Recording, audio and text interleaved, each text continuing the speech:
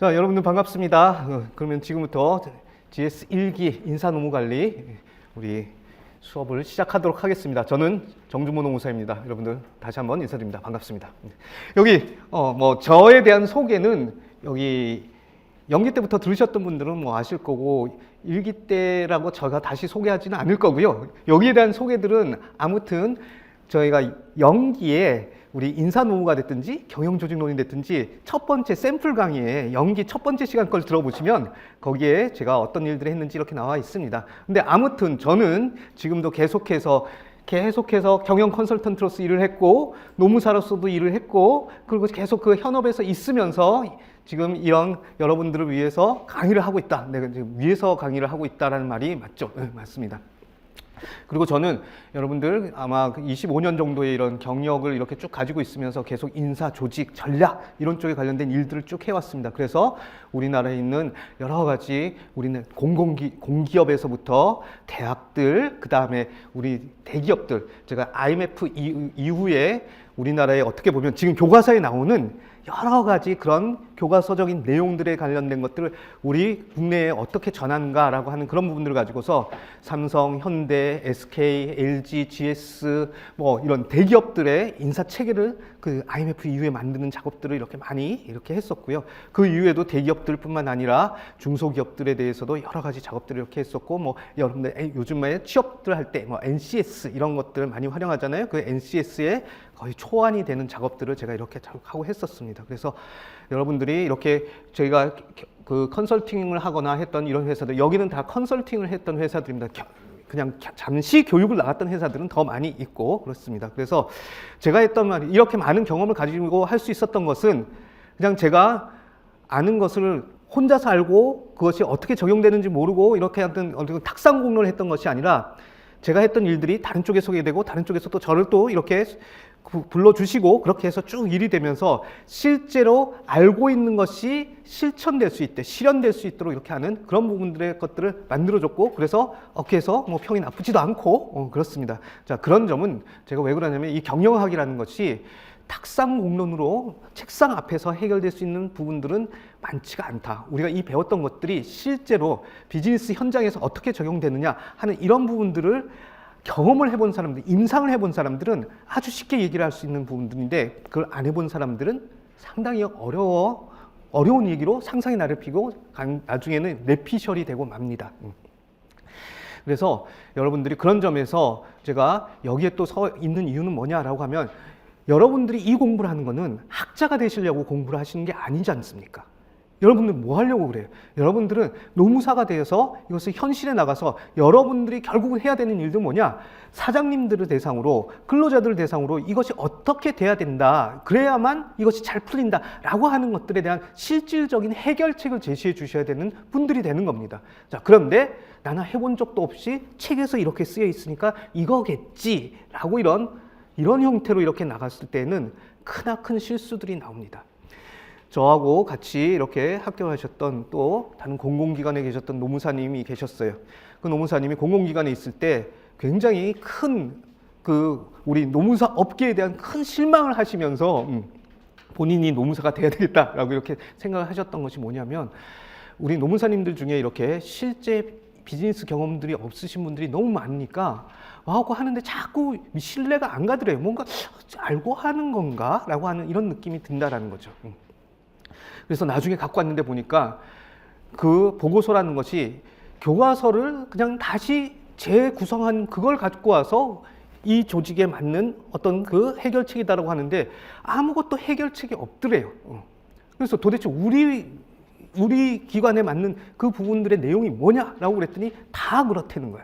이걸 다 그거 해서 그러면 솔직히 말해서 이 컨설팅한 이 결과물을 다른 회사 갖다 주면 다른 회사는 이걸 못 쓰는 거냐? 그 회사와 전혀 안 맞을 거냐?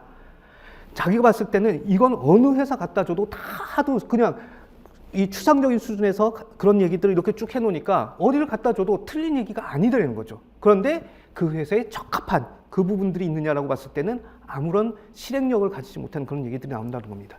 자, 그런 점에서 우리 노무사님들이 되거나 여러분들이 기업으로 또 들어가셔서 뭔가를 하셔야 된다라고 그랬을 때 여러분들은 해결책을 제시하는 사람들이 돼야지 정말로 좋은 얘기만 반복하는 그냥 어떻게 보면 그냥 겉핥기식의 이런 공부만을 하거나 그걸 알고 있는 그런 사람들이 돼서는 여러분들이 노무사로서 절대 성공할 수도 없고 비즈니스 조직 안에서도 성공할 수가 없습니다.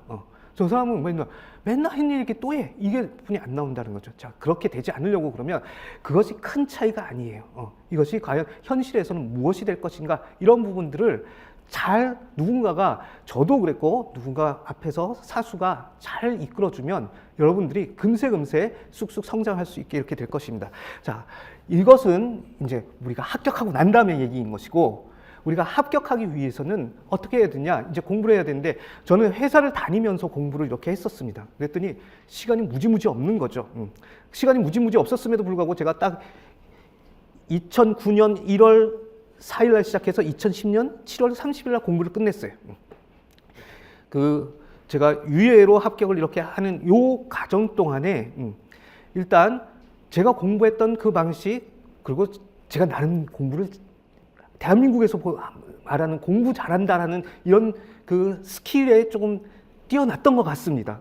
그래서 학교 시험도 잘 보는 것이고 이런 시험들도 잘 보는데 저가 1년 7개월 만에 이렇게 끝날 수 있었던 이유는 뭐가 있었냐면은 시간이 적음에도 불구하고 저는 1년 7개월 만에 잘 끝냈다라는 얘기를 하고 있는 겁니다. 저는 거의 그 시험을 보는 당시에 10몇 년간을 제가 이쪽 어떻게 보면 우리나라에서 이 HR 관련된 거, 조직 관련된 거에 컨설팅의 거의 1세대처럼 이쪽에 기업들에 가고 실질적으로 돈을 받으면서 일을 하면서 이걸 해왔어요. 그리고 각 그 회사의 임원들이 이 HR에 대한 어떤 관념들, 조직에 대한 관념들이 그렇게 탄탄하지 않을 때 다행히도 저는 좋은 경험을 또 컨설턴트로서 미국에 가서 수없이 많은 컨설턴트들하고 어울려서 방법론을 만드는 그런 프로젝트들을 이렇게 쭉 하면서 거기서 이제 좋은 경험들을 얻어와서 한국에도 그것들을 전할 수 있었던 거예요. 그러니까 저는 인사노무나 경영조직론은 사실상 제가 어떻게 보면 한국에서 가장 먼저 경험을 그러니까 이 뭐라고 그래야 되나 아무튼 그 실질적으로 회사에 컨설팅 해주는 경험을 가진 사람으로서는 제가 거의 처음이나 마찬가지였어요. 그래서 이쪽에 대해서는 굳이 제가 그렇게 시간을 많이 들일 필요가 없었던 거예요. 공부를 하면서 저는 이제 법 과목만 잘 공부를 하면 된다 이렇게 됐던 겁니다. 그런데 그럼에도 불구하고 그 시간들을 잘 쓰기 위해서 제가 했던 것은 뭐냐라고 하면 저는 일단 무엇을 공부해야 되느냐 이 시험이라는 부분들은 내가 일하는 거하고도 조금 달라. 학교에서 우리가 대학에서 배우는 거하고 조금 달라요. 시험은 시험이 요구하는 바가 있습니다. 그 시험이 요구하는 바가 무엇인지를 잘 파악하고 걔가 요구하는 만큼만 한다. 그래서 저는 목표도 그렇게 잡았습니다. 우리는 이거 합격하면 되는 거지 여러분들 여기 수석 합격하러 온 거 아니시죠? 저 수석 합격하러 오셨으면 제 강의 들으시면 안 돼요. 저는 경영학 과목들은 60점만 넘어가면 돼.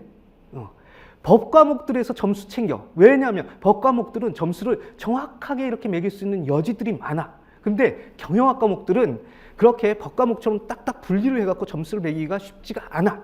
그러니까 여기서는 60점만 넘어가면 돼. 그리고 항상 우리는 경영학에서는 효율적 효과적으로 공부해야 돼. 효율적 효과적인 공부는 뭐야? 딱 합격할 만큼만 공부해. 그래서 딱 합격할 만큼 그래서 60점 넘어가자. 그래서 제가 딱 거기에 60점에 딱 맞춰갖고 합격하고 이렇게 된 거였거든요. 그렇게 하는 그 과정 속에서 제가 했던 공부 방법을 다 녹여놓은 것이 바로 이 우리가 이제 1기, 2기, 3기에 쓰게 되는 리캣 강의 워크북이라고 하는 이 교재가 됩니다. 원래 이 교재도 이렇게 두껍지 않았어요. 사실상 여기 있는 슬라이드가 한 130장 정도, 140장 정도, 140페이지 정도 되는데요. 그게 다였습니다. 제가 그래서 처음에 강의할 때는 그 슬라이드만 가지고 140페이지 가지고 이렇게 쭉 강의를 했었습니다. 그랬더니 이게 좀 줄글로도 설명이 되어 있었으면 좋겠다라고 해가지고 제가 줄글로도 이렇게 풀어서 쓰고 자 줄글로 풀었을 때는 결국은 제가 슬라이드화 시켰을 때는 요약해서 이렇게 썼지만 그것이 답안지에 쓸 때는 어떻게 써야 돼요? 채점자가 읽어보고 이것이 제대로 논설문으로서 그 특징을 다 가지고 있구나라고 하는 그런 부분들이 나오도록 제가 설명하는 글, 논술하는 글들을 이렇게 쭉 풀어서 썼습니다. 그래서 이걸 하고 났더니 이런 거예요. 가장 오탈자 이런 부분도 적고 그 다음에 읽으면 무슨 얘기인지 알겠다. 문장이 이해가 간다. 그리고 어떤 친구는 그러더라고요. 하여튼 정제된 문장으로 이렇게 쓰여져 있기 때문에 선생님 책만 잘 읽고 그걸 자기 것화 시켜서 써줄 수 있을 정도가 되면은 그건 시험에 문제 없을 것 같다라고 이렇게 합니다. 그리고 다만 그런데 제 책에 이런 부분들이 있어요. 우리가 출제자들이 시험의 출제자들이 어떻게 됐냐? 대개 보면은 한 학계, 그 다음에 우리 공인노무사 선배님들 중에서도 들어갈 수가 있어요. 출제자로. 그 다음에 이런 그런 그 고용노동부라든지 산업인력공단에서 이 인사와 관련돼서 일을 하셨던 분들. 그 다음에 업계에서 인사 쪽에 오래 있었던 분들. 자, 이런 학계, 업계, 공인노무사계, 그 다음에 공무원들 조직에서 이쪽에 있었던 이 네 가지 그룹군들 중에서 3분 정도가 이렇게 들어가시는 것 같습니다. 자, 그런 분들이 들어가셨을 때, 그럼 어떻게, 그러면 올해 시험 문제를 이렇게 내주세요라고 요청을 하겠는가? 물론 제가 직접 들은 것은 아니지만, 그분들이 되게 수험가에서 쓰여지고 있는 뭘 주겠어요? 그 수험가에서는 이런 책들을 주로 봅니다. 이런 교과서들을 주로 봅니다라고 하면서 교과서들을 주죠. 대학 교수들이 쓴 교과서들을 이렇게 줍니다. 그러면 그 교과서들을 이렇게 쭉 보면서 본인들의 경험들하고 이렇게 해서 거기서 문제들을 구성해서 이렇게 낸다는 겁니다. 그래서 우리 이번 시험에도 이렇게 보면은 결국은 다 교과서들에서 이렇게 나옵니다. 근데 가끔씩 교과서가 아닌 데서 나오는 경우가 있어요. 그건 어떤 데서 나오냐? 고용노동부의 그 정책 가운데서 이런 부분들이 나오는 것이 있습니다. 우리 지금은 아니지만 옛날에는 우리 사주 제도라는 것이 우리 교과서들에는 그렇게 별로 이렇게 자세하게 적혀 있는 책들이 없습니다. 근데 그 우리 사주 제도라는 것이 시험에 문제가 한번 나오는데 그때는 왜 우리 사주 제도가 나왔냐라고 하면 그 고용노동부에서 선진근로복지 제도라고 하는 그런 어떤 테마를 잡아가지고 그거를 이렇게 알리고 하던 그때였습니다. 그래서 그런 부분들에 대해서 이제 저는 요새는 이제 중대재해처벌법에 관련된 뭔가가 나올 가능성이 상당히 있겠다라고 또 이렇게 생각합니다. 왜냐하면 지금 이제 중대재해처벌법이 벌써 제정되고 유예되고 그다음에 이제는 거의 전면 실행이죠. 실행되는 이 가운데 나와 있기 때문에 그런 부분들 이렇게 그래서 우리 고용노동 우리 시험을 주관하고 노무사들의 어떤 그 관리 기관이 되는 고용노동부에서 하는 그런 정책들과 관련된 부분들이 이렇게 나올 수가 있는 겁니다. 자, 그런데 그걸 빼놓고서는 다 교과서에서 이렇게 나오게 돼 있습니다. 그래서 그 교과서들을 잘 읽어보게 되면 우리 시험들을 다 커버할 수 있게 되는데 근데 제가 강의에서 다루는 것은 결국은 우리 연기 때 하는 교과서, 3인공조 교과서와 그 다음에 제가 이 수험서에서 중요하다고 생각했던 박경규 교수님 책 또는 임창희 교수님 책의 일부를 갖고 오지만 저는 거기 있는 모든 것들을 다 가져오지 않아요. 그런데 우리 교수님들은 책을 어떻게 그럼 쓰시냐라고 이렇게 봤을 때 이거예요. 교수님들이 아예 백지 상태에서 교수님들이 쓰시는 건 아니거든요. 그러면 책을 쓰실 때 레퍼런스로 잡는 책들이 있어요. 그 레퍼런스로 잡는 책이 어느 책이냐 하면 자, 미국 쪽에서 나오는 교과서들을 이제 미국에서 가장 많은 대학에서 쓰는 교과서들. 그 HR의 교과서가 누구냐? 그러면 누라는 교수님이 있어요. NOE 이렇게 하고 누 홀렌백 교수가 여러 명의 교수들이 이렇게 쓴 휴먼 리소스 매니지먼트라는 책을 그거를 기본으로 이렇게 하고 있습니다. 또 하나 미국에서 한다라고 그러면 스넬 볼랜더 교수의 책이라고 하는 그 두 가지가 주로 이렇게 많이 쓰이게 됩니다. 그 다음에 우리 예전 교수님들은 학문적인 것들을 일본에서 많이 수입했기 때문에 그 일본의 어떤 그런 자료들 이런 부분들 그래서 일본 교과서들에 있었던 내용들이 많이 넘어왔어요. 근데 그 일본 교과서가 다 60년대 70년대 얘기들이에요. 80년대 이후부터는 우리 교수님들이 다 이렇게 미국 쪽으로 주로 유럽 쪽으로 많이 가셨기 때문에 그쪽의 책들을 이렇게 갖고 와서 지금은 우리 책들에는 일본 책들의 어떤 흔적 그 부분들이 상당히 남아있고 그다음에 미국 책들의 흔적이 상당히 압도적입니다. 여러분들이 나중에 누 홀렌백 교수 책을 보시고 박경규 교수님 책이 됐든지 3인공조 책이 됐든지 하는 다른 분들 교과서들을 보세요. 그러면은 그 얘기들이 어디서 나온 거였구나 라고 하는 부분들을 이렇게 느끼게 되실 겁니다. 제가 예전에 누 홀렌백 교수 책을 제가 0.5기로 해서 강의를 해서 이렇게 해놓은 것들이 있습니다. 거기 보시면은 거의 한 80%가 이 책의 몇 내용들이 어디서 왔느냐라고 하면 그 책을 이렇게 많이 참조했구나라는 부분들을 알 수가 있습니다. 아무튼 그렇게 되는데, 자, 그걸 가지고서 국내 교수님들이 책을 쓰셨을 때 그걸 쓰면서 그럼 그걸 그대로 갖고 올 수는 없잖아요. 그러니까 그 내용들을 70%, 80%의 어떤 틀을 가지고서 재해석을 이렇게 하시고 나면 그 다음에 내가 관심 있는 이런 부분들을 더 거기다 이제 더 하시는 거죠. 그래서 나만의 교과서들이 이렇게 나오게 되어 있는 겁니다. 자, 그런데 이제 우리 이 수험서라고 하는 이쪽을 보게 되면은 이렇게 되는 거죠. 만약에 우리가 교수님 세 분 책을 합친다라고 그러면 선생님 세 분들 책이 한 70, 80%는 거의 동일한 내용이에요.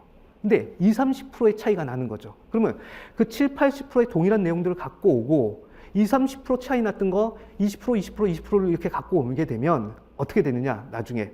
그러면 정말로 우리가 정규 과정에서 가르쳐야 된다라고 했던 그 70, 80%의 동일한 내용에 불량하고 나중에 선생님들이 더 관심이 있어가지고 그것 이해로 했던 것들, 이런 부분들이 오게 되면 그게 그러니까 정말로 핵심적으로 알아야 될 7, 80%와 선생님들이 일부 관심이 있어서 그때 했던 것들이 거의 반반의 비중으로 이렇게 나누어지게 됩니다.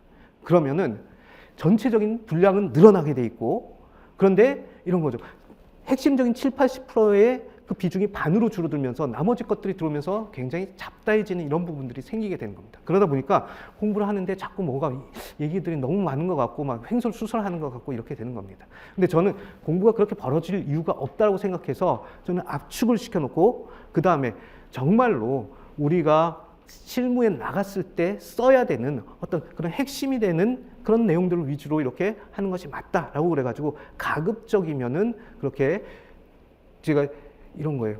한 거의 25년 동안 일하면서 이 책 이해는 어디서 들어본 적도 없어. 그런 내용들은 저는 안 건드렸어요. 뺐습니다. 그래서 이게 내용들이 이렇게 페이지 수가 작았습니다. 여러분들. 작은데 저하고 공부하면서 합격했던 친구들 항상 하는 얘기가 들어갈 거 다 들어가 있습니다. 그래서 너무 이렇게 불안해하지 마시고 공부를 하셨으면 좋겠다라는 그런 생각이 들고, 그 다음 또 부탁드리고 싶은 것은 여러분들 잠깐 이 교재를 보게 되면 여기 안에 항상 그 슬라이드 하나가 끝나고 나면 제일 끝에 Your Workspace라고 이렇게 붙어 있습니다. 우리 뭐 열어서 볼까요? 17페이지 한번 열어보십시오. 17페이지 열어보게 되면 Your Workspace라고 돼 있고 여기에 질문이 두 개가 이렇게 있습니다. 그러면 이 앞에 것들을 잘 공부하시고 저에게 설명을 들으신 분들은 여기에 대해서 답을 하실 수 있어야 된다는 거예요.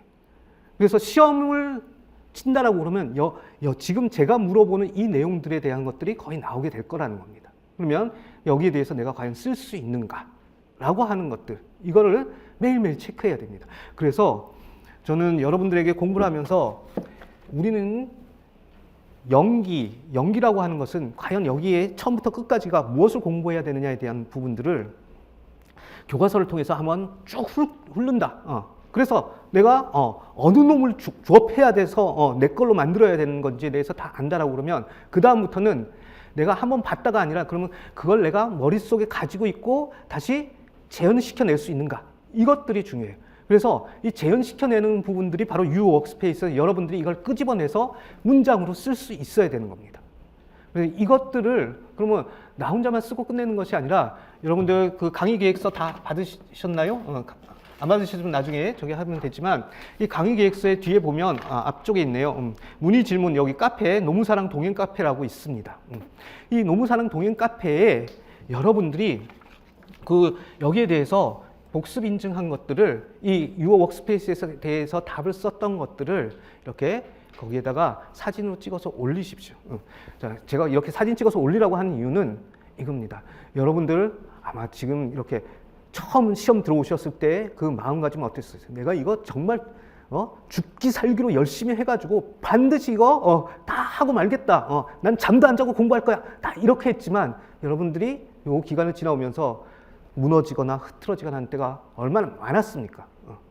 그리고 다시 돌아오셨기 때문에 여기 계신 거지만 아무튼 뭐냐면은 내가 공부하고 있다는 것들을 스스로도 점검해보고 이거에 대해서 저의 피드백을 들으십시오. 뭐 저의 피드백이 봐야 이번 주도 잘 하셨네요. 이거 한 줄이 되겠지만 그래도 그 피드백을 받으시면서 여러분들이 거기에서 질문할 부분들이 있으면 질문하고 이렇게 해서 우리가 하나하나 조각조각을 만들어 나가는 거예요.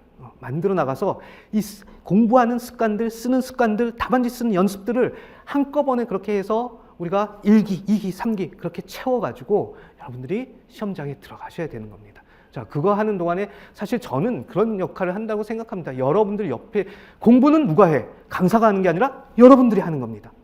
저는 여러분들이 공부하도록 옆에서 어떻게 보면 페이스메이커로 같이 뛰고 있는 사람입니다.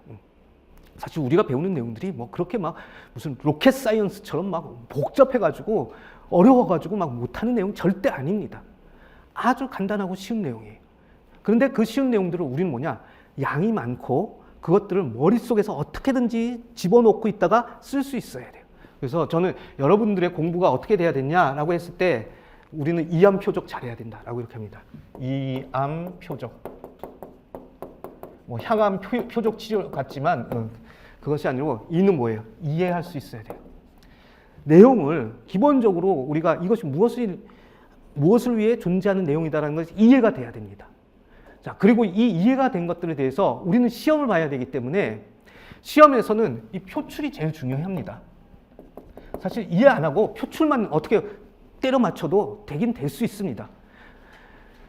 저하고 공부했던 친구는 아니에요. 그런데 저한테 이렇게 많은 것들을 이렇게 다시 그 코칭을 받고 이렇게 했던 분이 계신데 정말 그 친구는 3월 달에 시험 들어와가지고 그 해 8월 달에 시험 보고 합격을 해버렸어요. 덜컥 해버렸어요. 자기도 왜 합격됐는지 모르는데 합격이 돼버렸어. 근데 이 친구가 그러는 거죠. 여기서 이대로 자기가 노무사 돼갖고는 아무것도 할 수 있는 거 없다. 아무것도 할 수 있는 거 없다. 그래서 제대로 할 수 있으려고 그러면 자기가 공부해야 되겠다고 그래가지고 1년을 더 공부를 했어요. 합격하고 난 다음에 공부했어. 아주 좋은 것 같아요. 그래서 그 친구는 이 표출이 뭔가가 잘 됐기 때문에 그렇게 됐는데, 자, 그런 케이스는 제가 뭐 10년에 눈 씻고 봐도 그런 케이스가 거의 나오지를 않습니다. 즉, 이 얘기는 뭐냐면 찍어서 공부해갖고 합격했다는 사람 거의 없다는 얘기예요. 이해 제대로 해야 되고요. 표출 잘하기 위해서는 결국은 뭐 해야 돼요? 암기해야 됩니다. 그래서 우리가 연기 때 이해 위주로 해서 교과서가 왜 그렇게 됐는지 이런 부분들을 쭉 봐야 되는 거예요. 그리고 이제 지금부터는 암기가 다 이해하면 이해했다 연기에서 끝나는 게 아니라 연기 이해한 게 쭉 가야 돼. 그 다음에 2기부터 여기 이쪽으로 가는 게 또 쭉 가야 돼. 이렇게 쌓이고 쌓이고 쌓이고 이렇게 해서 가는 겁니다. 암기해야 돼. 그 다음에 표출할 수 있어야 돼. 자, 그래서 우리가 예전에는 시험 문제가 되게 이 표출을 잘할 수 있느냐 없느냐 이거 가지고서 이 사람이 노무사 업무를 잘할 수 있는 준비가 됐다 안 됐다를 판단을 했었는데 지금은 어떻게 되고 있느냐라고 하면은 그런데 적용을 할 수 있을까? 이제 자, 이 부분이 나옵니다. 적용. 자, 실제 알고 있는 것들을 그러면 실제 세상에서 적용할 수 있는 부분들이 있을까? 할 수 있을까? 제대로 할 수 있을까? 자, 그걸 알아보기 위해서 이제 시험 문제의 구조가 이걸 사례형 문제가 이렇게 나오면서 이걸 물어보게 되는 거죠. 이제 법 과목에서는 판례가 워낙 많기 때문에 그 판례를 위주로 해서 그걸 변형시켜서 사례형 문제를 내고, 경영학에서는 우리 경영조직론을 이렇게 하시는 선생님들이 아주 어떻게 보면 좀 젊으신 분들이 많은 것 같아요. 경영조직론 쪽에는. 아무래도 경영조직론이 1980년대 이후부터 대학의 가정에, 대학원 가정에 이렇게 제대로 발을 붙였기 때문에 그 이후에 공부하신 분들이니까 좀 그런 것 같습니다. 그래서 이걸 이제 사례 문제를 만들어서 이걸 사례 문제도 아주 간단하고 쉬운 문제입니다. 그런데 하여튼 그걸 해요. 그래서 제가 저는 여기에 무슨 전업 강사로서 있는 것이 아니라 여러분들이 앞으로 활동을 해야 되는 노무사의 선배로서 이렇게 봤을 때 여러분들이 어떤 노무사가 되어야 되느냐라고 했을 때 결국 문제를 해결할 수 있는 노무사가 돼야 되는 거거든요. 그 문제를 해결한다는 얘기는 결국은 적용할 수 있는가 이런 부분들이 있는데 이 적용이란 부분들은 결국은 해보고 논리적으로 잘 생각할 수 있는 그런 힘들을 가지고 있는가 이런 부분들을 보게 되는 겁니다. 그런데 제가 이 수업가에서 조금 굉장히 위험한 신호들을 많이 발견합니다. 뭐냐면은 이 사례형 문제가 나왔을 때 앞에 설명은 괜찮은데 뒤에 사례를 그래서 적용하는 데가 갖고 이상하게 완전히 잘못된 쪽으로 결론을 내버리는 그런 경우들이 굉장히 많이 있었습니다. 제가 그걸 이렇게 봐서 과연 이렇게 해가지고 우리 후배들이 제대로 배웠다고 할 수 있을까? 그리고 이런 부분들을 나가서 제대로 적용할 수 있을까? 아니나 다를까 제가 이렇게 저희 법인에 들어오는 후배 노무사님들 데리고 컨설팅을 들어가 보면은 정말 그냥 한숨이 퍽 나오고 그냥 좌절스러울 때들이 가끔씩 생깁니다. 왜냐하면은 전혀 엉뚱한 얘기들을 막 한단 말이죠. 맞지도 않는 얘기들. 자, 그래서 여러분들이 아무튼 일단 뭐가 됐든지 간에 그래도 표출까지만 잘하면 시험을 합격할 수 있지만 우리는 제대로 배워서 적용도 할 수 있는 그런 능력도 가지고 가야 되겠다라고 하는 거예요. 자, 그걸 하는 어떤 그런 방법 이런 부분들에 대해서는 제가 강의를 하면서 틈틈이 이게 이렇게 가야 된다. 비판적인 시각으로 이렇게 봐야 되는데 이 부분이 교과서도 틀릴 수 있어요. 저도 틀릴 수가 있어요. 여러분들이 제가 뭔가를 막 얘기하고 그랬는데 이거 아닌 것 같다라고 보면 얼마든지 노무사님 이 부분들은 나는 이렇게 생각하는데 노무사님 생각하고 좀 다른 것 같다 이런 얘기 저는 되게 좋아합니다. 그러면 그거 가지고서 저희가 토론을 하고 왜 그런지에 대해서 제가 이렇게 쭉 설명하면서 서로 더 정확하게 이해하고 알 수 있게 이렇게 됩니다. 그래서 그런 부분들을 했으면 좋겠다라고 이렇게 생각합니다.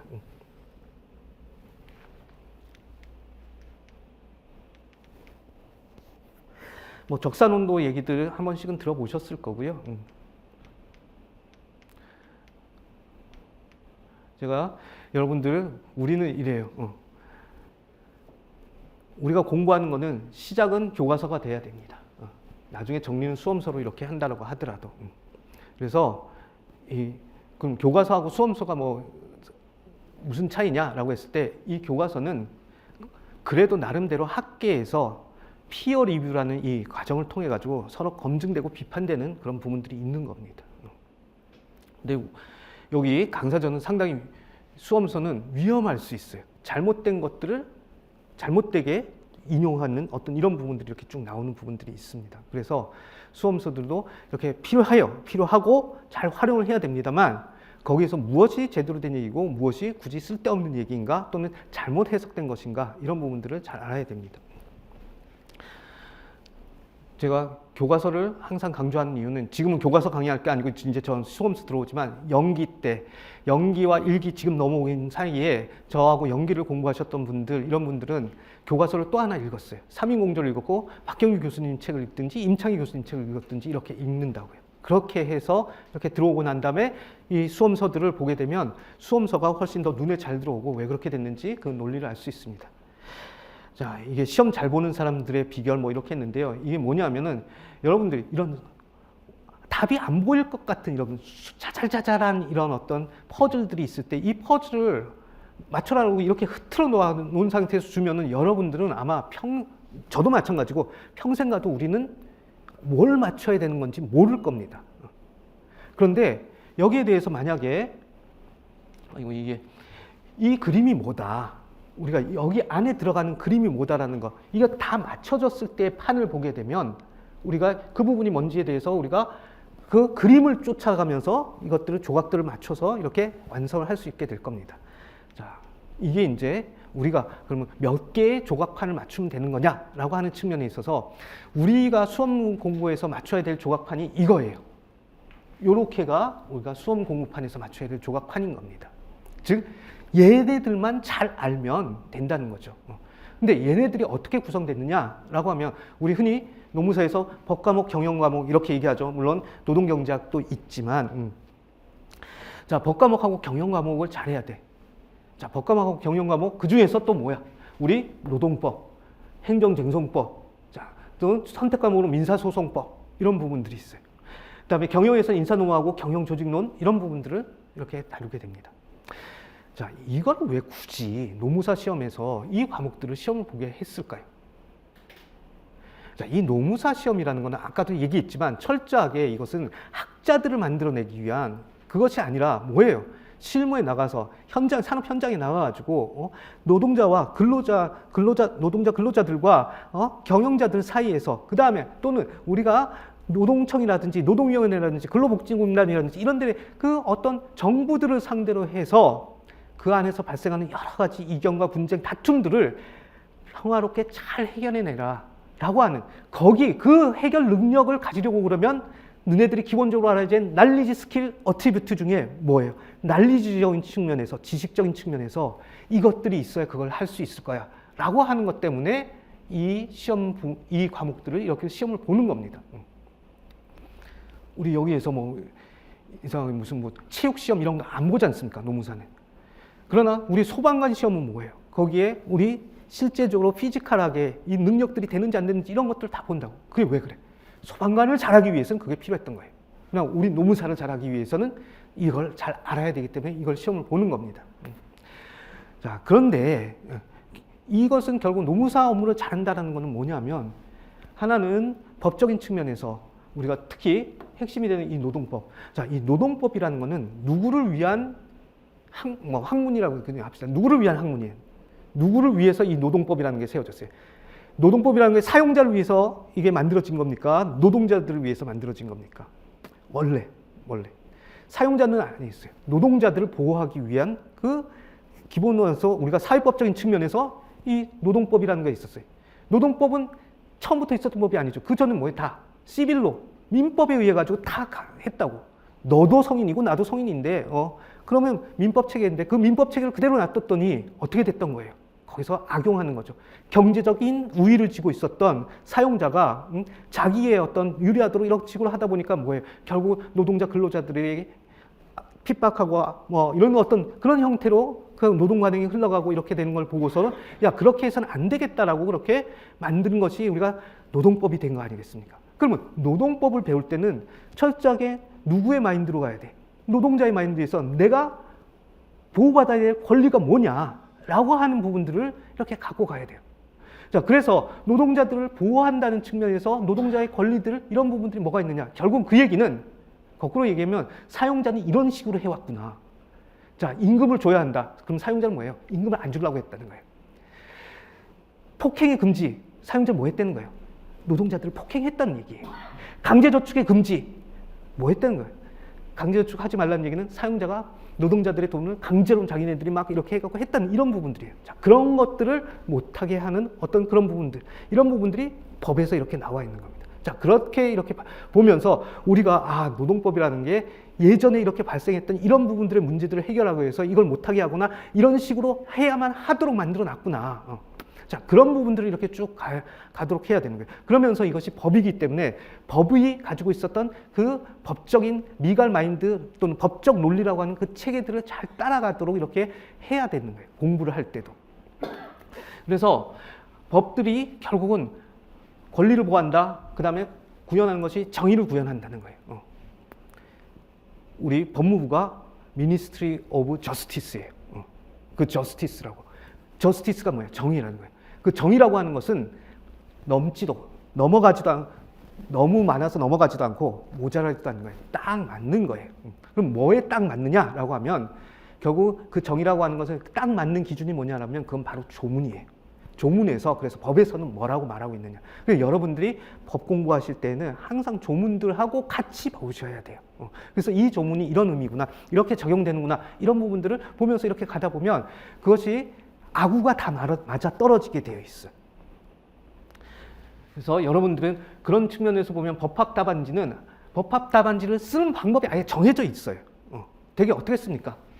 의, 요건, 절차, 효과, 예외, 학설, 학설 판례 이런 부분들이 어느 쪽에 위쪽으로 들어갈 수도 아래쪽으로 있지만 딱 이 구조들을 그대로 지켜가면서 써줘야 돼. 그래서 만약에 이걸 써야 되는데 이것대로 안 쓰고 어딘가가 빠졌다거나 순서가 뒤바뀌었다 이러면 이것이 논리적인 구조에 안 맞아가지고 감점을 당하게 돼 있습니다.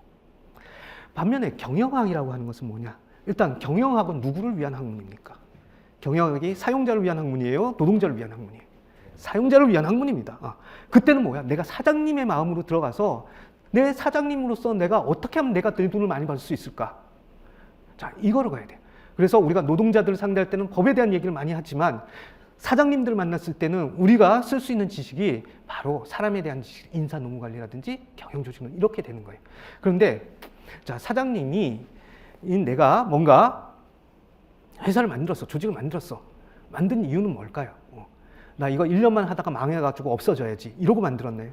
아니면 난 내가 가진 돈을 다 퍼주고 나는 쫄딱해서 나 개인회생 파산 이런 거 들어가도 좋아. 이러면서 이 회사를 만들었나요? 절대 아니라고. 뭐냐면 나는 내가 투자한 것보다 훨씬 더 많은 돈을 받을 거야. 나는 내가 고용하는 근로자보다 훨씬 더 많은 돈을 벌어갈 거야. 벌고 싶어서 그렇게 회사를 만든 거예요. 그리고 사장님을 하는 것이고 그 경영을 하는 거란 말이에요. 자, 그렇다라고 그러면 내가 돈을 많이 벌어가려고 그러면 어떻게 해야 돼요? 내가 쓰는 돈이 적어야 돼. 나한테서 나가는 돈이 적어야 돼요. 그런데 나한테서 나가는 돈인데 내가 사업을 하면서 나가는 돈이 어떤 것들이 있냐면 우리가 그걸 다 한마디로 얘기해서 비용이라고 그렇게 얘기를 하는데 내가 그 비용적인 측면에서 특히 상당히 큰 부분을 차지하는 게 뭐야? 사람에게 주는 비용, 임금이란 말이에요. 그 임금이 많이 나가. 근데 임금을 많이 주면 많이 줄수록 어떻게 돼? 사장님이 나는 내가 갖고 가는 돈은 적어져. 그런데 임금을 만약에 그래서 내가 돈 많이 갖고 가겠다고 임금을 적게 줘봐. 그럼 어떻게 돼? 근로자들이 불만이 쌓이고. 그래가지고 나중에 뭐 다른 회사로 간다든지 파업을 한다든지 이런 부분들이 생길 수 있단 말이죠. 그러면 어떻게 해? 그 적정하게. 적정한 수준을 줘서 다른 회사로도 안 가고 나한테 남아 있으면서 그다음에 나는 아주 그러면 적정하게 줬기 때문에 나는 최대한 많이 가져올 수 있는 걸 가져왔어. 사장님인 나는. 그런데 얘네들은 이런 거지. 제가 이 강의할 때만은 이렇게 좀 천박하게 얘기해도 그렇게 좀 이해를 해 주십시오. 그냥 근로자 얘네들은 이거 받았어. 그러면 얘네들이 이거 받았다고 요거만큼만 일하는 걸 내가 두 눈 뜨고 보기가 별로 좋지 않죠. 어떻게 돼? 얘네들이 내가 준 돈보다 더 열심히 해야 될 거 아니야. 자, 바로 사실은 어떻게 보면 이 경영학은 내가 준 돈보다 기계가 더 열심히 하든 사람이 더 열심히 하든 근로자가 더 열심히 하든 그걸 찾고 싶은 겁니다. 그걸 찾아내자고 하는 거예요. 자, 그래서 그렇게 할 수 있는 방법은 뭐냐? 사람들마다 다 뭔가 이렇게 그 자기네들이 생각하는 것들 다 다를 거고 자기가 중요하다는 게 다 다를 거기 때문에 어떻게 해야 얘를 잘 구슬려야 얘가 필 받아가지고 그냥 막 진짜로 열심히 일해서 그냥 나한테 많이 돈을 벌어다 줄까? 이런 방법들을 잘 찾아낼 수 있다라고 그러면 난 부자 되는 거예요.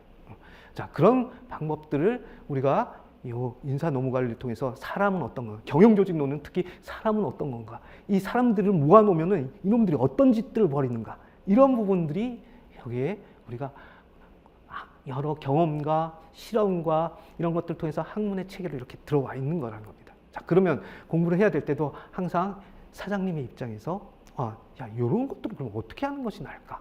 근데 항상 그거예요. 어느 한 가지 방법만으로는 걔한테 한 명한테는 통할 수 있지만 모든 사람에게는 다 안 통할 수 있다는 거예요. 그래서 다양한 방법들을 동시에 써야 되겠구나.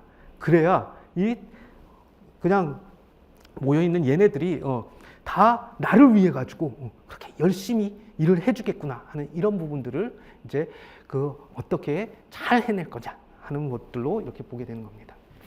그래서 우리가 그것들을 멋지게 얘기해서 됩니다. 경영학은 효율성을 추구하고 효과성을 추구하는 것이 목적이 됩니다. 자, 효율성, 효과성이 뭐야? 내가 돈 적게 줘도 열심히 일해가지고 나한테 돈 많이 벌어주는 게 그게 효율성과 효과성인 겁니다. 자, 그런데 효율적이다, 효과적이다라고 하는 이 얘기들은 결국은 아까도 얘기했지만 어느 한 방법만이 있는 것이 아니다라는 거죠. 그러다 보니까 여러 사람에게 여러 다른 방법으로 다양하게 접근해야 된다. 자, 그러면은 우리가 나중에 시험 문제가 나고 답을 쓰는 데 있어서도 경영학 답안지들은 어느 정형화된 형태로 이렇게 가는 것이 아니에요. 물어본 거에 맞춰가지고 그 물어본 것만 잘 이렇게 효율적, 효과적으로 건드려주면 돼. 자, 근데 그것들이 매번 질문마다 다 다르기 때문에 과연 그때마다 어떻게 물어본 포인트에 잘 맞출까. 그래서 거기에는 어떤 정해진 것이 없고 몽실몽실 이렇게 다양한 방법들이 존재하는 겁니다. 그런데 그렇게 다양한 방법이 존재한다 하더라도 결국 우리가 쓰는 글은 최종적으로 뭐냐면 이거는 비즈니스 문서예요. 비즈니스 문서라고. 학문적 문서가 아니라 비즈니스 문서. 비즈니스 문서는 뭐냐면 상대방을 설득하는 거예요. 그래서 상대방을 설득하고 납득시켜서 그래서 뭘 해? 계약을 따내든지 예산을 따내든지 아니면 이놈들이 원래 지네들이 막 하겠다고 했던 걸 못하게 한다든지 이렇게 가는 글이에요. 우리 답안지도 그런 거예요. 우리 답안지는 비즈니스 문서로서 뭐냐라고 그러면 채점자가 이걸 보고서는 야, 이 사람 내가 물어본 거에 대해서 정말 잘 대답해 줬네. 그래서 좋은 점수 줘야 되겠네. 라고 이렇게 우리가 설득하는 글을 이렇게 써나가는 것이 답안지가 되는 겁니다. 자, 그렇게 써나가는 데 있어서 그러면 아무런 방법이 없는 거냐? 그건 아니에요. 그래서 그 방법들에 대해서는 우리가 지난번에 특강에서 잠깐 얘기를 했었고 이제 모의고사 우리가 GS 2기, 3기에서 수없이 연습을 하게 될 겁니다. 그렇게 해서 가는데 자, 일단은 오늘 우리가 이 1기에서 이제 제일 중요한 그림이 하나 나왔습니다. 1기에서만 중요한 것이 아니라 0기에서도 제일 중요한 그림입니다. 아까 제가 우리 퍼즐판이 이렇게 있어서 법과목, 경영과목, 그럼 법과목, 경영과목 밑에는 뭐가 있어? 법에서는 노동법, 뭐 행정법, 그 다음에 경영과목에서는 인사노무, 경영조직, 뭐 노동경제 이런 게 있었어. 야, 그러면은 그거 밑으로는 또 뭐가 있어? 라고 했을 때, 자, 인사노무 밑으로는 다시 그럼 뭐가 있어? 무슨 인사노무를 잘 들어보면 어떤 퍼즐 조각으로 구성이 되어 있어? 자, 그거에 바로 여기 지금 나와 있는 인사노무관리 조망도라고 하는 그림입니다. 그러면 결국은 인사노무관리에서는 요것만 여기에 있는 것들만 밑으로만 잘 알면 된다는 겁니다. 근데 인사노무관리 조망도는 그러면 어떻게 구성이 되어 있느냐라고 했을 때, 자, 인사노무관리라는 거는 내가 돈을 벌려고 그러면 우리가 제조회사, 제품회사가 됐든지 아니면 서비스를 제공하는 서비스 회사. 그래서 제품과 서비스, 즉 원료를 받아서 그걸 바꿔가지고 팔 수 있는 제품과 서비스로 만들어서 그걸 효율적으로 만들고 생산하고 공급해야 내가 돈을 벌 수가 있는 겁니다. 자, 그래서 여기서 효율적으로 생산하고 공급하는 자, 활동을 해야 돼. 집에 가서 또는 일요일이나 뭐 이런 때 가서 절에 가서 교회 가서 저 돈 많이 벌게 해주세요. 계속 기도만 하고 있으면 돈 못 법니다. 뭐 해야 돼요? 가서 물건 만들고 서비스 제공하고 이래서 활동이 있어야 그 결과로 돈이 들어오게 돼 있는 겁니다.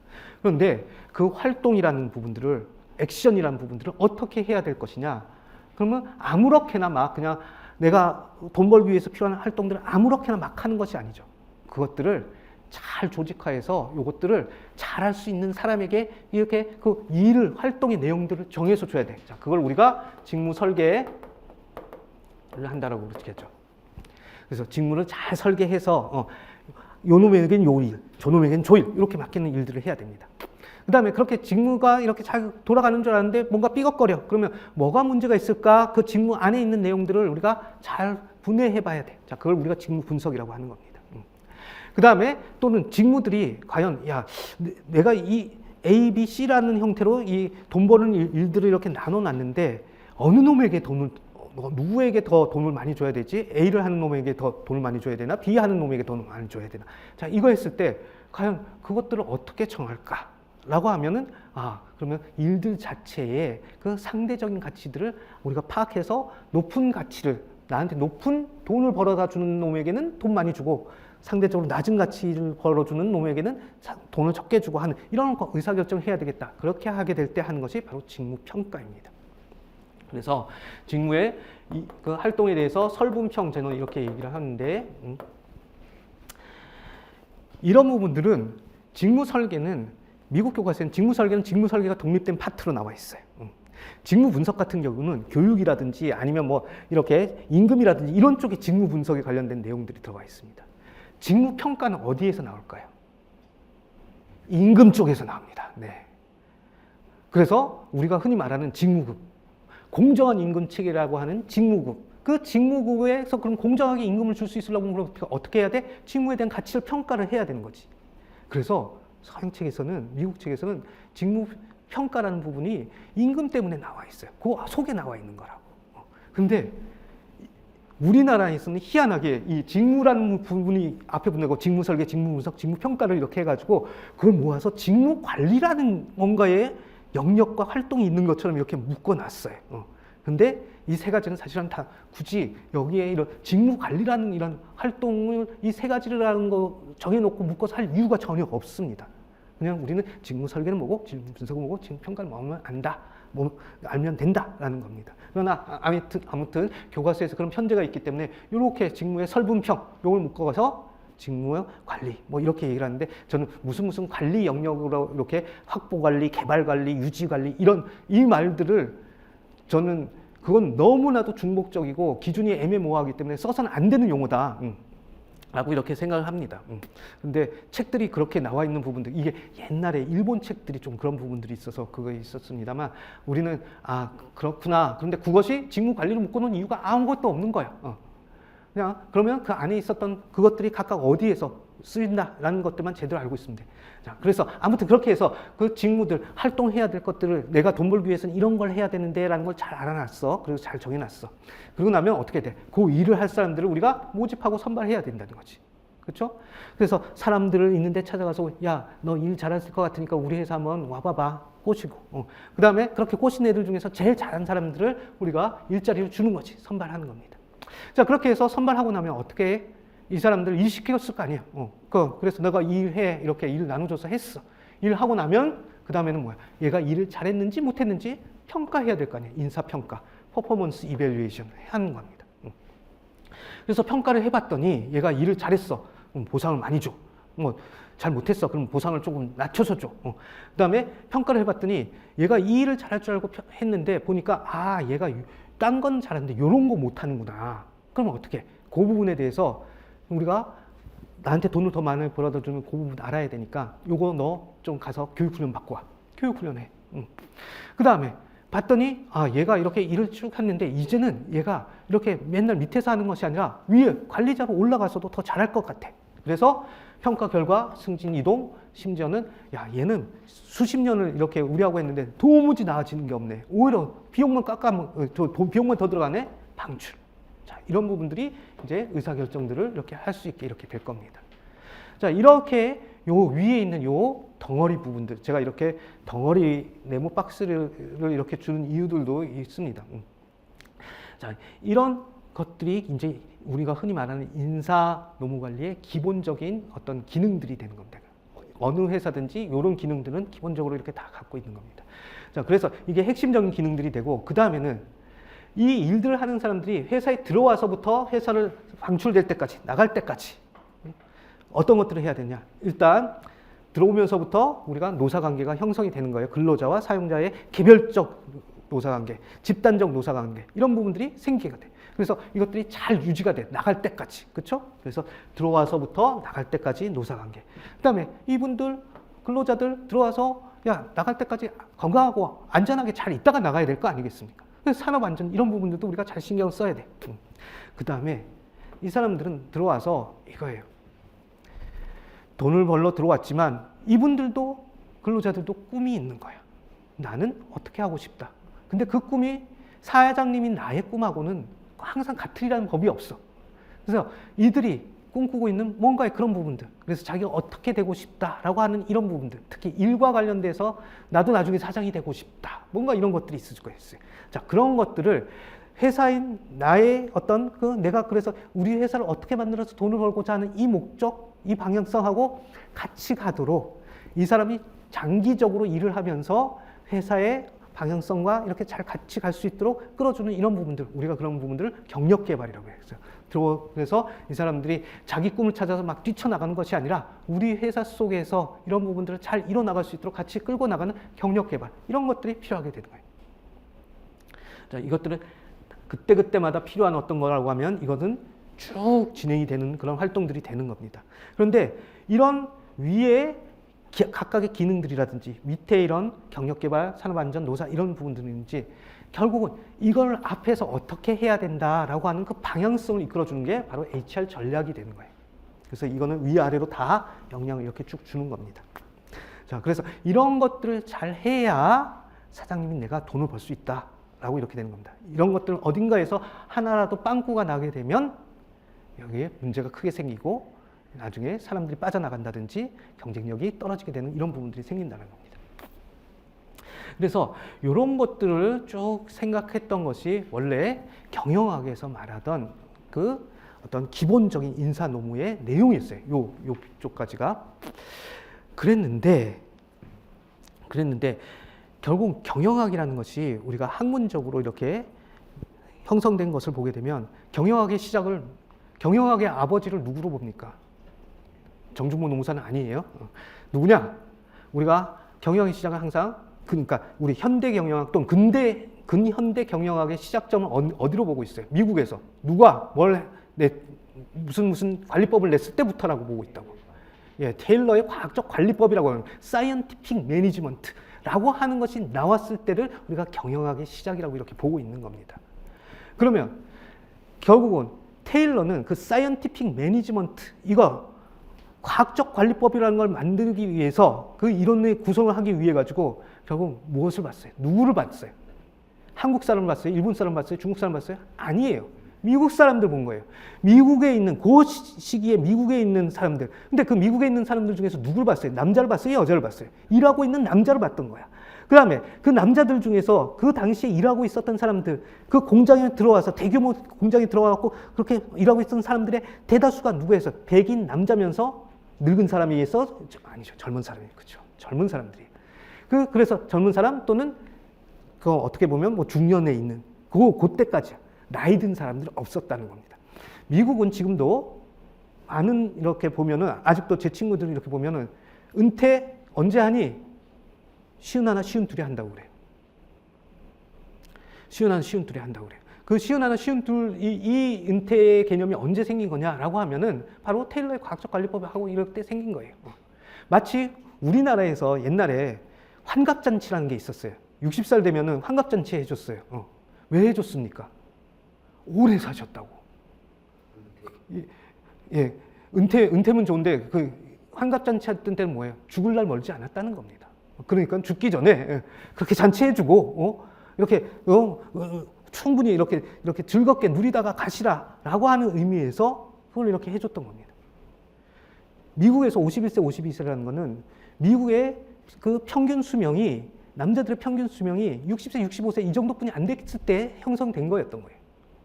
자, 아무튼 그랬는데 이 경영학이라는 것들의 그 이론 체계를 구축하기 위해서 서구의 백인 남자 젊은 사람들 위주로 해서 이것들을 어떻게 해야 된다라고 했던 것들이 이렇게 나왔던 겁니다. 근데 이제 세상이 계속해서 발전하고 바뀌었죠. 그러고 보니까 어떻게 돼요? 예전에는 미국에서 1등하는 기업이면 전 세계 1등입니다. 뭐 지금도 미국에서 1등하면 전 세계 1등이라고 이렇게 할 수 있는 데가 많이 있지만 지금 많이 그런 것이 깨졌습니다. 그런데 하여튼 그러니까 얘네들은 미국 애들이 상당히 그 문화적으로도 그렇고 지네가 제일 강대하다. 여러분 트럼프 보시면 알죠? 그냥 뭐 자기만 옳다라고 하는 어떤 그런 부분들이 굉장히 세요. 왜냐하면 자기가 너무 잘났다고 생각하기 때문에. 자, 그래서 바깥을 돌아보지 않다가 이 미국 애들을 가장 경제적으로 크게 그 강펀치를 날리는 사람들이 누구냐? 바로 일본이에요. 일본이 그걸 많이 했던 거예요. 일본이 경제적으로 미국을 압도를 완전히 해가지고 흔히 우리말로 발라버린 적이 있었어요. 발라버려가지고 했다가 나중에 끌려가가지고 이제 두드려 맞았지. 최근에는 중국이 미국하고 경제적으로 이렇게 맞서가지고 우리도 큰 나라야. 그랬다가 지금 중국이 저렇게 막 힘들어지고 있는 이유가 뭐냐? 다 미국이 여러 가지 제재들을 가하고 이렇게 했기 때문에 그런 거 아니에요. 그다음에 정치 이념적으로는 그 공산주의가 1970년대 그 아폴로가 이렇게 그 케네디 대통령이 아폴로를 쏜 이유가 뭐예요? 소련보다 여러 면에서 뒤졌던 거예요. 과학적으로나 이런 부분들을 뒤졌던 거예요. 자, 그거 극복하기 위해서 달나라를 보냈던 거예요. 그래서 아무튼 그렇게 정치 체계가 경쟁하다가 공산주의도 이제는 흐지부지가 된 거예요. 자, 그만큼 미국을 중심으로 해서 이 세상이 발전되어 오는 이런 부분들이 쭉 있었는데, 그러나 하여튼 여전히 미국이 강하다 하더라도 옛날만큼 강한 게 아니에요. 그러면서 어떻게 됐느냐? 이제 여러 가지로 인해서 점점 미국에서만 물건 팔아갖고 안 되는 거지. 그러다 보니까 어떻게? 해외로 나가야 돼. 해외에 있는 기업이 미국으로 들어가. 서로 막 돼. 자, 이러면서 이제는 그렇게 되면 어떻게 돼? 일하는 사람들이 미국 사람만 있어갖고 안 된다는 거예요. 인도 애들도 들어와야 되고 한국 애들도 들어와야 되고 우리나라 회사에도 여러분들 LG나 이런 데 가보세요. 뭐 인도 개발자들 엄청 많습니다. 이렇게 막 오면서 이제는 야, 우리가 대상으로 원래 대상으로 했던 그것뿐만이 아니라 수없이 많은 다른 인종, 다른 민족, 다른 국가에 뭔가를 맞춰서 인적 자원 관리를 하는 것을 해 나가야 되는 거구나 하면서 글로벌 인적 자원 관리로 이게 이제 확정이 돼요. 그 다음에 고령화. 우리나라 고령화가 전 세계로 가장 빠르고 이렇게 합니다. 아까도 얘기했지만 미국에서는 51세, 52세 때 은퇴를 한단 말이에요. 그렇게 했을 때 그렇게 되면은 그 조직 안에는 평균 연령이 30대 초중반이야. 그 평균 연령이 그렇게 됐었는데 지금은 어떻게 됐냐? 이제 40대 중반 막 이렇게 올라간단 말이에요. 그러면서 남아있는 사람들 중에 보면 50대 이후는 없었는데 제가 미국에서 이제 프로젝트하고 일을 할 때 거기에서 25년인가 우리 회사에 이렇게 있다가 은퇴를 하시는 분이 계셨어요. 그래가지고 그분 축하해 준다고 직원들이 막 모여가지고 막 파티해주고 업무 시간 중에 잠깐 파티해주고 막 그랬던 그게 있었는데 이제는 뭐야? 그 나이 때 50세, 52세 이런 분들이 아니라 지금 더 나이 많은 분들, 우리나라는 또 이제 막 70세까지도 일을 해야만 하게 되는 이런 것들이 오면서 이제 젊고 건장한 사람들에게 맞춰졌던 여러 가지 일하는 방식을 그 나이 드신 분들에게는 적용할 수 없어요. 고령화에서 오는 여러 가지 노화라든지 이런 현상들에 맞춰가지고 이분들을 다 쫓아낼 수는 없는 거예요. 이 한때는 토요타 자동차가 전 세계 1등을 하면서 여러 가지 했다가 경쟁력이 이렇게 너무 서구적인 어떤 효율성 이런 것들을 이제 추구하다가 뭘 했냐면은 이 나이 든 장인들을 이렇게 은퇴들을 빨리빨리 시켰어요. 비용만 많이 나간다고. 연공급 체계하에서 비용만 많이 나간다고 그랬어요. 자, 그래서 그걸 하고 난 다음에 한 2년인가 있으면서 그렇게 많은 사람들이 나간 다음에 어떤 일이 생기냐면 토요타가 미국을 제패하고 전 세계를 제패할 수 있는 이유가 뭐냐면 품질이 그렇게 뛰어났기 때문이었는데 일을 하시던 분들이 나가고 난 다음부터 품질 문제들이 막 생기는 겁니다. 아주 미묘한 품질들. 결국은 그런 부분들이 뭐냐라고 했더니 그 사람들이 이렇게 우리가 흔히 말하는 형식화하지 못하는 즉 암묵지 형태로만 존재하는 그런 품질에 관련된 이런 부분들을 연공급 체계에서 나이는 많지만 임금도 많이 가져가지만 그걸 가지고 있었던 사람들이 나가고 나니까 젊은 사람들이 그 부분들을 놓치면서 계속해서 품질에 문제가 생기고 경쟁력이 떨어지는 거예요. 그래가지고 나중에 은퇴하셨다가 10년 되신 분들은 다시 회사로 모셔오고 막 이러는 일들이 이렇게 막 벌어지고 했던 겁니다. 자, 과연 이 나이 드신 분들, 고령 인력들을 어떻게 관리해야 될 것이냐. 이것들이 원래는 학문적인 체계를 세울 때와는 전혀 다른 상황이 발생하면서 그런 부분들이 또 들어오게 되는 겁니다. 이건 어떻게 지금 다뤄야 될 것이냐. 그 다음에 여성. 자, 전통적으로 여러분들 미국의 여성 참정권이 여성들이 투표할 수 있는 권리가 언제 그러면 보장이 됐느냐라고 하면 제일 빠른 데가 1920년대예요. 그러니까 그렇게 오래 옛날부터 있었던 게 아니야. 그렇게 평등을 추구하고 이랬던 데가 1920년대. 그 다음에 여러 주로 확산되고 이래가지고 1940년대 이후에 대해서 보편적으로 여성들의 참정권들이 이게 됐다고. 자, 참정권이라는 얘기는 사실 참정한다. 그거는 시민이 된다는 것이고 시민이 된다는 것은 하나의 어떤 국가가 인정하는 개인으로서 온전함을 갖는다는 거예요. 그런데 우리 참정권을 가지려고 그러면 즉 시민이 되려고 하면 우리는 시티즌십이라는 걸 가져야 돼. 시민으로서 시민권을 가져야 돼. 근데 그 시민권을 갖기 위해서는 우리가 멤버가 되기 위해서는 멤버십이라는 게 필요하죠. 어느 모임에 들어가서 내가 거기에 정식 어떤 그 구성원이 되려면 멤버가 되려면 멤버십이라는 게 필요해. 그리고 그 멤버십을 유지하기 위해서는 뭘 해요? 멤버십 피를 내. 그러니까 멤버로서 어떤 걸 내. 국가의 구성원으로서 시민 되기 위해서는 그 시티즌십에 관련된 우리가 그 비용을 내야 돼요. 그 비용이 뭐야? 세금을 낸다는 거예요. 즉 참정권이라고 하는 것들은 결국은 소득을 가지고 세금을 낼 수 있을 때 이런 부분들이 생기는 거였거든요. 자, 그런 측면에서 이 여성들이 이렇게 그러면 소득을 얻을 수 있는 경제활동 이런 쪽으로 들어오는 것들을 미국도 그렇게 빠르지 않았다라는 겁니다. 그리고 우리 이제 점점 이 여성들이 교육도 많이 받게 되고 그러면서 이 경영 안쪽으로 들어오면서 이제 그러면 남성, 젊은 백인 남성들 위주로 되어 있던 이 학문적인 어떤 그 해결책들을 어떻게 그러면 우리가 그걸 그대로 적용할 수 있을 것이냐? 아니다. 이 여성으로서의 어떤 특성들을 반영해서 또 여성들에게 맞는 그런 어떤 인적 자원 관리를 이렇게 해야 되는 필요성이 생기게 됐다는 거죠. 또 거기에 대한 것들이 옵니다. 제가 2000년대 초반에 저기 종로의 개동 저 창덕궁 옆에 원래 현대의 본사가 거기에 있습니다. 현대그룹의 본사가. 그 현대그룹의 본사가 있었는데 그 2000년대 초반에 이제 큰 건물들을 이렇게 쭉 올리고 했어요. 그래서 빌딩이 한 11층인가 15층 되는 그 빌딩이었는데요. 그게 처음 섰을 때 그 본사 건물이니까 10몇 층 되는 건물이니까 얼마나 크겠습니까? 거기에 여자 화장실이 딱 한 개 있었어요. 왜 여자 화장실이 딱 한 개 있었느냐? 여성들로서 일하고 있는 사람이 아주 극소수였던 거예요. 뭐냐? 그 앞에 그 데스크에서 안내하시는 분하고 그 다음에 여성들이 몇 명 없는 거예요. 그러니까 화장실을 만들 이유가 없어요. 근데 지금은 어떻게 돼요? 반반이에요, 반반. 지금은 가보면.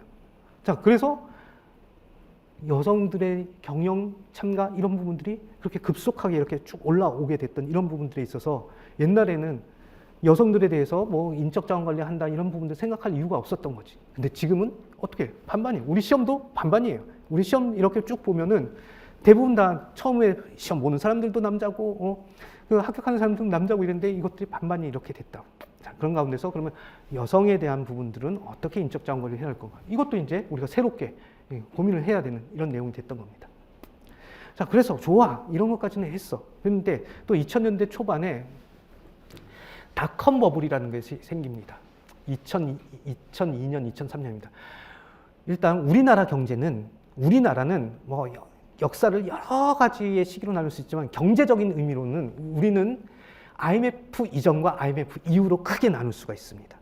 그리고 그 IMF 이후에 몇 번의 어떤 경제 위기를 통해서 우리가 경제 구조가 우리 기업 구조라든지 이런 부분들의 양상이 바뀐 것이 있는데 우리 그 IMF 이후에 IMF가 이제 극복되고 세계 경기가 극복되고 뭐 이러면서 제일 처음 터졌던 경제 위기가 뭐냐면 2000년대 총 2001년, 2002년도에 그때 이제 닷컴 버블, 이제 무슨 닷컴 이래갖고 인터넷으로 인해가지고 갑자기 전 세계에서 그 닷컴 만든다라고 하면은 회사가 없어도 그 주소만 등록해도 막 내가 투자할게 하고 하는 막 돈이 전 세계로 해서 막 모였던 그런 것이 있어요. 그랬는데 그때 어떤 일들이 생겼냐라고 하면 막 그래가지고 막 신생 벤처 기업이라고 하는 막 이런 데들이 엄청 생겨가지고 막 수천억 원 막 이렇게 돈을 모으고 막 그랬는데 어느 순간에 그것이 다 버블이었다는 거죠. 다 꺼져서.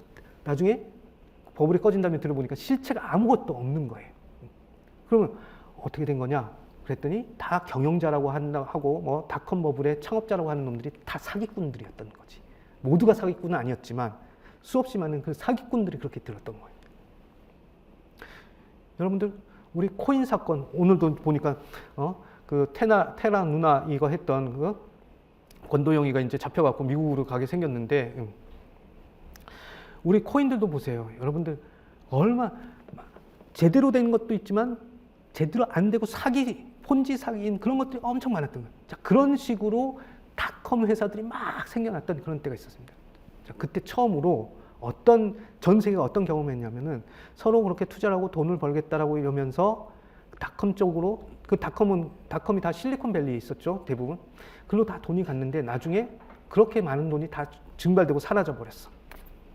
자, 증발되고 사라져 버리면서 옛날에는 어느 회사가 망하면 그 회사만 또는 그 회사 주변만 이렇게 피해를 입었는데 이제는 어떻게 돼?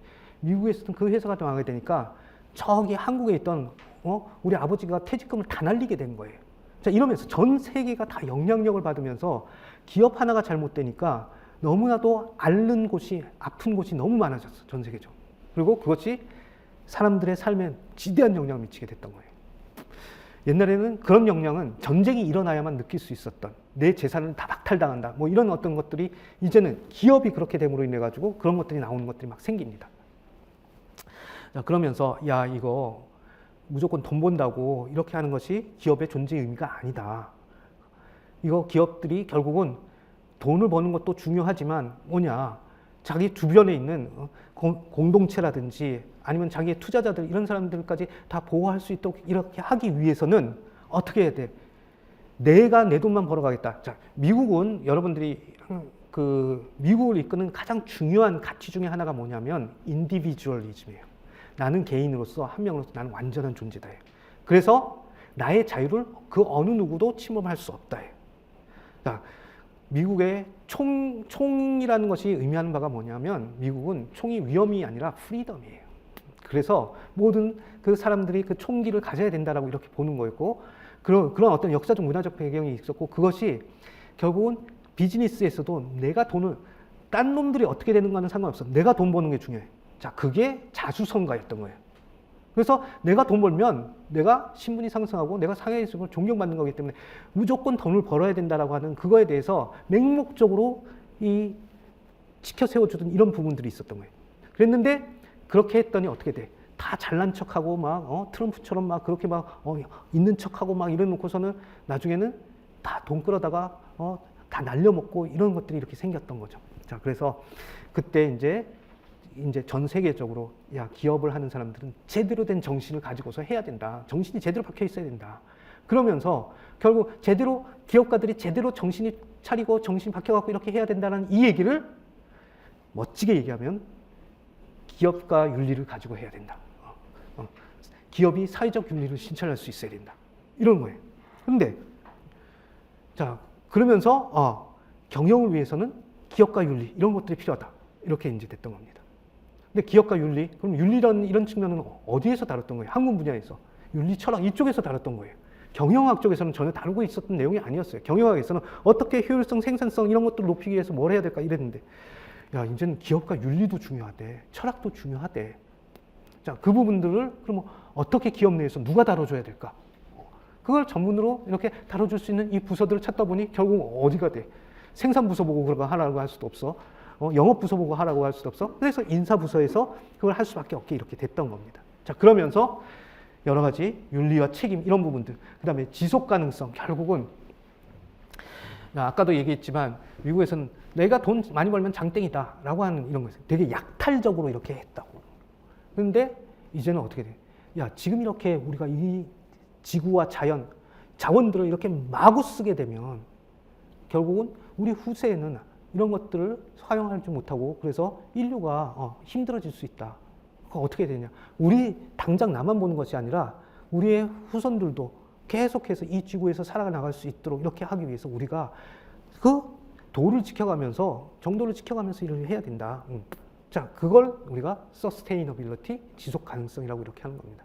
결국 지속 가능성이라고 하는 것은 우리가 오직 맹목적으로 돈이라고 하는 가치만 쫓아가는 것들에 대한 그런 부분들을 자제시키고 더 중요한 다른 가치가 있다는 것들을 인식시키고 그것들에 또 나의 사장님이 돈만 쫓아가는 것이 아니라 그 돈을 써서 후대를 위해서 돈을 쓸 수 있도록 지구를 보호할 수 있도록 이렇게 하는 어떤 이런 부분들이 필요하다라고 하는 이 내용까지 이제 들어오는 것이 이제 된 겁니다. 자, 그러면 이게 끝.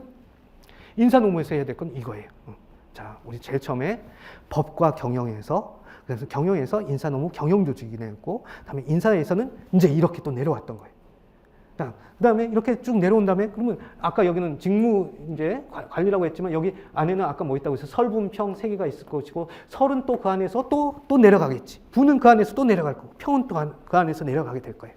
모집과 선발도 모집과 선발이랑 두 개로 나눠질 것이고 모집 안에서도 내려가게 될 거고 선발 안에서도 이렇게 쭉쭉쭉 내려가게 될 거예요. 자, 그래서 우리가 이렇게 차곡차곡 내려와서 그 안에 있는 내용들을 다 체크하고 쓸 수 있으면 우리 시험 합격하는 겁니다. 자, 그래서 이렇게 내려가는 이 부분들에 대해서 어떤 것들이 있게 될 것인지 이런 부분들을 하나하나 보게 될 거예요. 그런데 이런 부분들과 관련해서 다시 또 이제 하나만 더 얘기를 하면 이게 이제 만약에 우리가 평가 아까 인사평가 앞에 있었죠? 인사평가 오면은 인사평가는 다시 이렇게 내려가는 거예요. 개념, 중요성, 그다음에 뭐 구성, 그다음에 결과 뭐 이런 부분들 쭉 이런 부분들이 있습니다. 기법. 자, 요 안에 그러면 이제 요 안의 내용들은 어떻게 구성이 되느냐라고 하면은 각각의 아까 우리가 인사노무관리 조망도에서 봤던 내용들을 설명하기 위해 갖고는 그냥 무작정 선생님들이 생각나는 대로 쓴 것이 아니라 이것들 설명하기 위해서 그 안에 그래도 안 보이는 구조가 있어요. 그 안 보이는 구조가 여기 사실은 저희가 이렇게 써놓은 이것이 그 안 보이는 구조와 비슷한 건데 그게 뭐냐? 어디로 갔냐? 잠깐만요.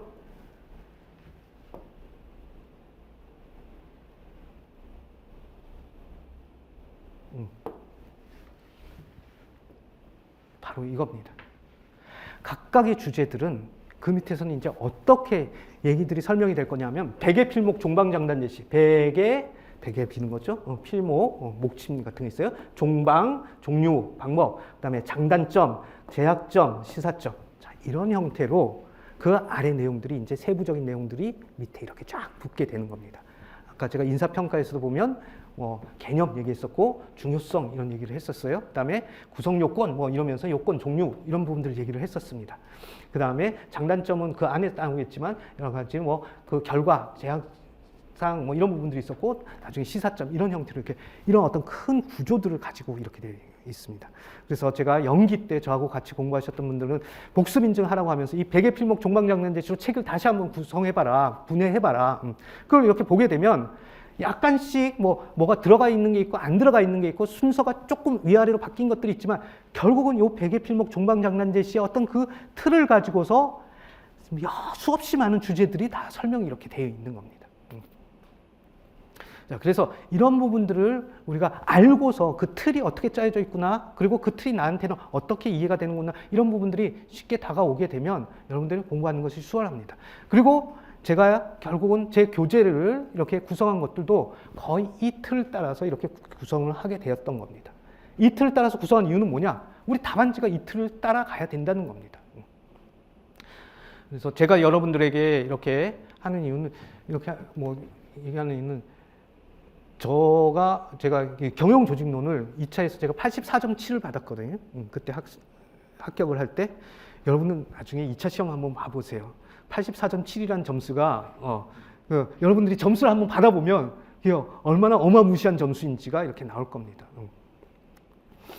제가 84.7을 받을 수 있었던 거는 제가 출제자이기도 했었고 제가 민간 회사들의 어떤 승진 시험 이런 거 봤을 때 그런 때 제가 또 관여해서 이런 부분들을 했었기 때문에 제가 출제자고 승진의 어떤 의사결정자로 들어갔을 때 어떠했던가, 그러면 그 사람들이 제공하는 자료가 어떠해야 되는가, 이런 부분들을 알고 그걸 그대로 적용했기 때문에 저도 거기에서 좋은 점수를 받을 수가 있었던 겁니다. 그것이 가장 밑에 흐르는 것이 바로 이 베개, 필목, 종방, 장단, 제시였던 것이고 이것들을 우리가 편안하게 사용할 수 있게 되면은 아주 수월하게 합격할 수 있다라고 이렇게 보여집니다.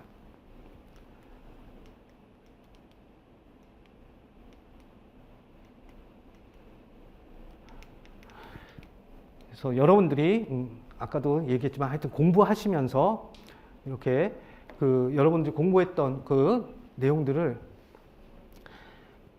계속해서 찍어서 이렇게 했던, 원래 저는 이 주말반이라든지 주간 단위로 하는 쪽에서는 이걸 하기가 좀 편한데 우리 이렇게 지금 계속 연속으로 되는 평일반들은 진도 나간 만큼 이걸 하기가 사실 매일매일 하기가 힘듭니다. 그런데 저는 그 얘기를 해요. 한 번이라도 끝을 맺는 것이 굉장히 중요한 어떤 그 힘을 가지게 만든다.